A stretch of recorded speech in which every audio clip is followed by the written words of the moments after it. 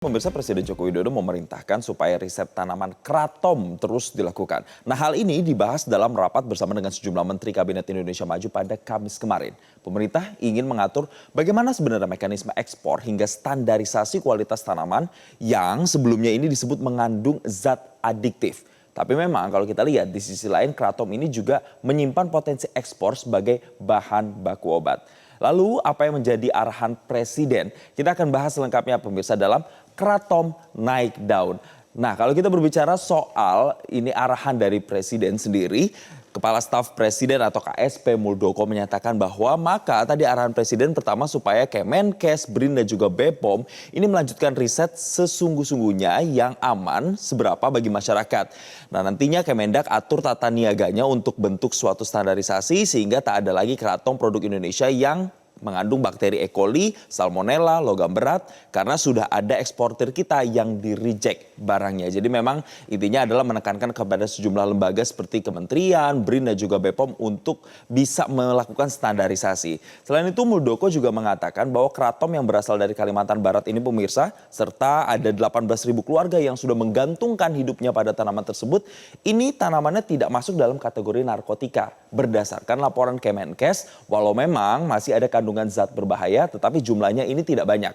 Ditambah lagi kratom ini dianggap menjadi kekuatan dalam menjaga kelestarian lingkungan, beda dengan kalau kita bandingkan dengan ganja.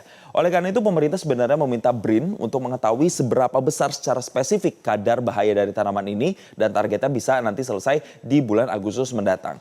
Kalau kita melihat lagi berikutnya sebenarnya apa kandungan dari daun kratom ini? Yang pertama ada dua kandungan secara spesifik yaitu ada alkaloid mitraginin dan juga 7-hydroxymitraginin. Ini nama ininya pemirsa, nama ilmiahnya. Nah, kandungan kedua bahan aktif ini memiliki efek sebagai obat analgesik atau pereda rasa sakit.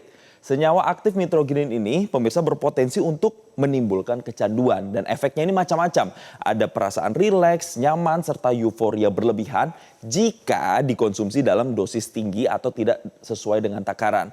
Nah, kalau dari BNN sendiri menyatakan kratom ini belum diatur dalam Undang-Undang Narkotika sehingga regulasi pemerintah daerah pun belum bisa untuk membatasi penggunaan kratom. Sementara kalau Badan POM ini agak beda lagi pemirsa. Badan POM sendiri itu telah melarang penggunaan daun kratom sebagai suplemen atau herbal. Jadi memang masih dalam perdebatan. Berikutnya kita melihat secara spesifik tumbuhnya di mana dan peruntukannya untuk apa sebenarnya. Nah, kalau untuk tumbuhnya ini sebagian besar pemirsa di wilayah Kalimantan, spesifiknya adalah di wilayah Kalimantan Barat. Biasanya untuk dipergunakan sebagai apa ini daun kratom ini? Diolahnya bisa menjadi dua, yaitu sebagai suplemen dan juga untuk konsumsi sehari-hari menjadi sebuah teh. Dan untuk manfaatnya sendiri secara garis besar ini bisa mengurangi rasa nyeri, kemudian meningkatkan kesehatan kulit dan juga stamina. Ini juga menjadi salah satu kemudian dari sekian banyak variabel manfaat yang masuk dan dapat digunakan masyarakat ketika mengkonsumsi olahan dari daun kratom ini. Dan ternyata tidak hanya dari segi kesehatan atau digunakan dalam keseharian oleh masyarakat, tapi juga secara ekonomi ini nilai ekspornya ini cukup fantastis pemirsa. Di 2018 misalnya ada 16,23 juta nilai ekspor ini keluar negeri. Walaupun sempat turun di 2019 menjadi 9,95 juta. Tapi kalau kita perhatikan lagi dari 2020 sampai 2022 itu trennya terus naik. Bahkan sampai 2022 itu 15,51 juta. Dan terakhir itu di tahun 2023 di Januari sampai dengan Mei itu hanya di sekitar kuartal pertama di tahun tersebut itu juga menunjukkan pertumbuhan 52,04% untuk nilai ekspornya atau sekitar 7,33 juta dibandingkan dengan periode yang sama di tahun sebelumnya.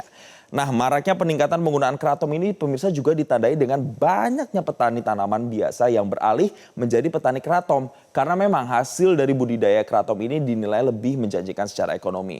Namun memang praktiknya ini kadang-kadang ketika masyarakat secara individu berusaha untuk ekspor secara mandiri, ada terkena reject seperti yang tadi Pak Muldoko sudah sampaikan. Karena disinyalir ada berbagai macam bakteri dan kandungan-kandungan yang tidak sesuai dengan standar. Maka dari itu mengapa perlu dibahas pula soal standarisasi. Berikutnya kita juga akan melihat ini kan ekspornya cukup tinggi. Negara-negara tujuan ekspor dari tanaman kratom dari Indonesia ini biasanya diekspor kemana? Macam-macam pemirsa, mulai dari Amerika, Eropa, mulai dari Amerika Serikat, Jerman, India, Republik Ceko, Jepang, Belanda, Tiongkok, Korea Selatan, Taiwan, dan juga bahkan sampai ke Emirat Arab. Jadi ini adalah sejumlah negara-negara tujuan ekspor dari tanaman kratom yang biasa digunakan dan berasal dari Indonesia. Kemudian pemirsa, secara garis besar ada sejumlah poin penting yang kemudian harus dipikirkan secara matang dan diatur regulasinya agar kemudian nanti ekspor tanaman kratom ke luar negeri ini benar-benar punya standarisasi. Yaitu kita melihat pemirsa dari hasil rapat kemarin ada beberapa poin dari pembahasan tersebut. Yang pertama adalah dari segi legalitas dan juga standarisasi begitu. Standarisasi itu masuk dalam segi legalitasnya. Kemudian bagaimana dengan tata kelolanya serta tata niaganya. Di mana dalam keputusan rapat presiden dan sejumlah menteri ini tercapai mufakat bahwa tanaman tersebut ini perlu mendapatkan aturan pemirsa. Aturan ini masuk ke dalam segi legalitas, kemudian tata kelola hingga tata niaganya supaya pengusaha ini bisa ekspor. Kalau dari sisi tata niaga atau perdagangannya pemirsa, ini pemerintah harus memastikan aturan main termasuk soal lintas batasnya. Dan Muldoko ini juga mengatakan apabila nanti aturannya terbit, maka pengusaha nantinya bisa mendaftarkan produknya atau olahan dari kratom ini ke Kementerian Perdagangan. Itu dari segi perdagangannya.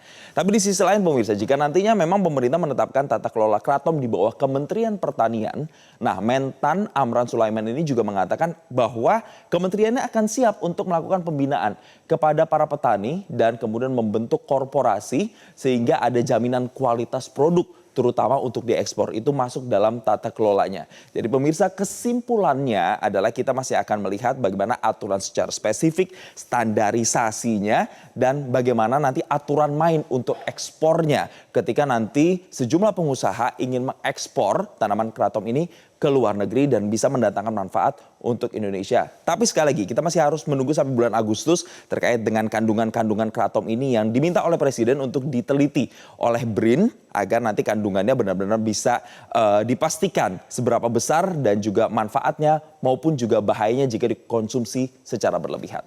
Jelajahi cara baru mendapatkan informasi. Download Metro TV Extend sekarang.